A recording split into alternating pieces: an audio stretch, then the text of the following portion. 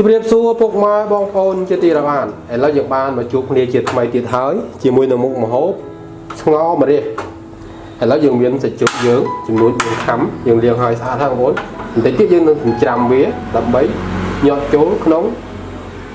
ម្រះយើងឥឡូវយើងមើលគ្រឿងផ្សំមានទឹកប្រេងខ្យងម្រេចរ៉ូឌីប៊ីចេងទឹកត្រីស្ករក្រហមនេះមកគ្រឿងបន្តទៀតយើងមានបង្គាក្រៀមបងប្អូនបង្គានិងយីហឺខ្ទឹមសហើយជីកដោហើយស្លឹកខ្ទឹមយើងហាន់វាឲ្យអត់ដល់ចឹងមកហើយនឹងមីស៊ូយើងកាត់ចឹងដែរបងប្អូនហើយយើងមើលផ្នែកខាងបន្លែវិញបន្លែរបស់យើងគឺយើងមានម្រះបងប្អូនម្រះ3ផ្លែហើយនឹងស្លឹកខ្ទឹមបន្តិចយើងនឹងហាន់ឲ្យបងប្អូនមើលឥឡូវយើងចាប់ដើមហាន់សាច់ជ្រូកបងប្អូនយើងហាន់ចឹងមក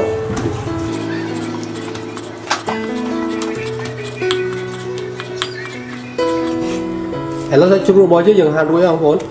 ហើយបន្ទាប់យើងនឹងច្រាំវាច្រាំឲ្យវាម៉ត់ឥឡូវសាច់ជ្រូកយើងច្រាំម៉ត់ហើយបងប្អូនហើយវិញដាក់ខ្ទឹមសយើងច្រាំចូលតែម្ដងទៅឥឡូវសាច់ជ្រូករបស់យើងច្រាំរួចហើយបងប្អូនយើងយកមកលាយជាមួយនឹងគ្រឿងយើងតែម្ដងទៅឥឡូវយើងចាប់ដើមលាយគ្រឿងយើងដាក់ម្រេចចូលបងប្អូនហើយបន្តដាក់ប្រេងខ្យងបន្តទៀតដាក់រ៉ូឌីដាក់ជាបន្តមកបន្តទៀតដាក់ប៊ីចេងហើយបន្តដាក់ទឹកត្រីបន្តទៀតដាក់ស្ករក្រហមហើយបន្តវិញដាក់មីស៊ូជីកដោហើយនឹងយីហឺបង្គាដាក់ខ្ទឹមយើងចូលតែម្ដងបងប្អូនចូលទៀតហើយយើងច្របល់វាឲ្យវាចូលជាតិគ្នាជាមួយនឹងសាច់ជ្រូកបងប្អូន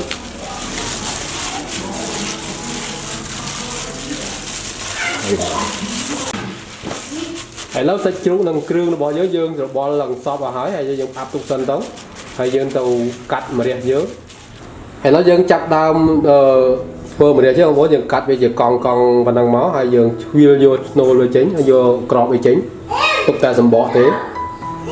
សម្រាប់យើងញាត់សាច់ជ្រូកយើងចូល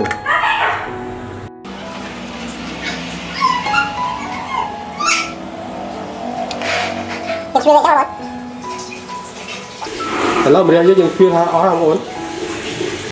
ឥឡូវទឹកយើងពុះហើយបងប្អូនហើយយើងដាក់ស្រុះម្រះយើងចំនួន 2-3 នាទីទៅបានហើយបងប្អូនម្រះយើងដែលយើងឈ្វាលយកក្របចេញបាញ់មិញហ្នឹងឥឡូវម្រះយើងស្រុះរយៈពេល 3 នាទីបងប្អូនហើយយើងស្រុះអញ្ចឹងដើម្បីកុំឲ្យវាល្វីងពេកហើយយើងស្រង់ចេញមកដើម្បីញាត់សាច់របស់យើងឥឡូវយើងចាប់ដើមញាត់សាច់និងគ្រឿងដែលយើងនេះហើយដាក់ចូលក្នុងម្រះយើងមកយើងញាត់អីអញ្ចឹងបងប្អូន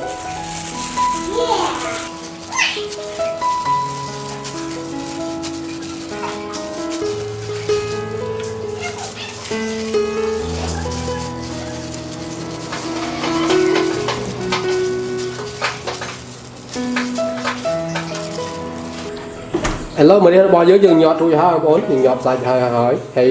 នៅសល់សាច់យើងនៅក្នុងនេះយើងពូជវាដុំដាក់ស្លដាក់ស្ងោជាមួយគ្នាតែម្ដងទៅបងប្អូនឥឡូវយើងចាប់ដើមយកទៅស្ងោទៅឥឡូវយើងចាប់ដើមដាក់ស្ងោបងប្អូនហើយកុំបាច់ដាក់ទឹកពុះខ្លាំងពេកទេយើងដាក់សាច់ចូលមុនមកសាច់យើងដែលសល់មាញ់មិញយើងសម្រាប់វាដុំដាក់ទៅក្នុងឆ្នាំងស្ងោយើងទៅ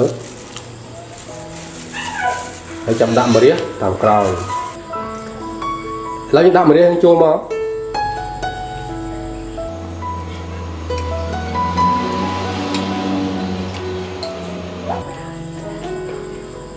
ហើយយើងបើកភ្លើងបន្តិចបងប្អូនហើយយើងដាក់រងាស់វារហូតដល់ឆ្អិនឥឡូវយើងគ្របសិនមកឥឡូវស្ងោម្រះរបស់យើងឃើញតែឆ្អិនហើយបងប្អូនឥឡូវយើងដាក់ទឹកត្រីចូលតិចទៅព្រោះយើងរងាស់រយៈពេលយូរដែរហើយបងប្អូនហើយថែមប៊ីចេងបន្តិចមក ឥ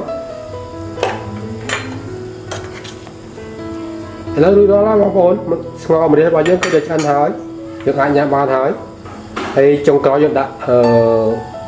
lắc tâm lên món lắc tâm đừng cô lắc tâm nữa hay rồi hả bong bồn hay xong mọi con bong bồnในบ้านเทศนาวิดีโอของบ้านตามดอทจ็อบให้บอกเป็นจัดวิดีโอนี้ส้มช่วย subscribe ไลค์ share คอมเมนต์หรือสัญญากันดังนำไปถึงตัวบ้านวิดีโอใหม่ๆที่มันต่อเทียบสมองคนส้มจมเรียบเรีย